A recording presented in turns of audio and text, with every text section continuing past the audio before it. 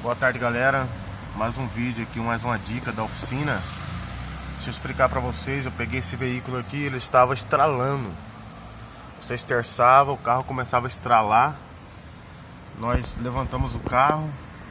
Olha o problema aí, galera. Deixa eu ver se dá pra você enxergar aí. O batente superior, ele quebrou e a mola estava girando. Estava fora do prato. E quando o cliente esterçava, o carro estralava.